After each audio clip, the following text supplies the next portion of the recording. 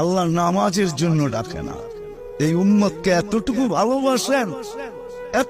ভালোবাসেন যে আল্লাহ কথা বলার জন্য ডাকেন, নামাজের জন্য ডাকেন না। এই জন্যই মনে হয় কিতাবালা লেখছে মুসাল্লি উনাজি রব্বা, নামাজি আল্লাহর সাথে কথা বলে।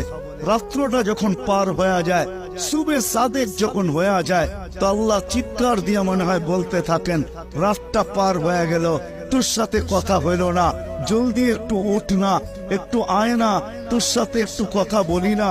আবার যখন সকালেরটা ফজরেরটা শেষ হয়ে যায়, আবার দুপুর আসে, তখন যেন আল্লাহ বলতে থাকে, সেই সকালে কথা হইলো, এখন তো দুপুর হয়ে গেল, তোর সাথে কথা হয় না, একটু আয় না, দুপুরে একটু কথা বলি না।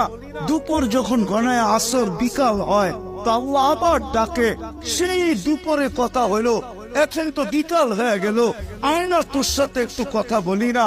বিকালের পরে যখন সূর্য ডুবে যায়, তো আল্লাহ আবার বলে, সেই বিকালে কথা হইলো, আর সূর্যটা ডুবে গেল, এখন তো রাত্রই হয়ে গেল, আয় না, তোর সাথে একটু কথা বলি না, যেটাকে মাগরিব বলে।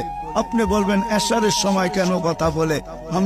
আমার মন বলে এশারের সময় মনে হয় এই জন্য কথা বলেন যে একটু পরেই তো ঘুমায়া যাবি, কাল সকালে উঠাইলে তো উঠবি, যদি না উঠাই তো আর কোনোদিন উঠা হবে না, চিরদিনের জন্য নিদ্রা হয়ে যাবে, তোর সাথে আমার কথাও হবে না, একটু পরে তুই ঘুমায়া যাবি, আয়না শেষমেশ তোর আর আমার একটু কথা হইয়া ঘুমা।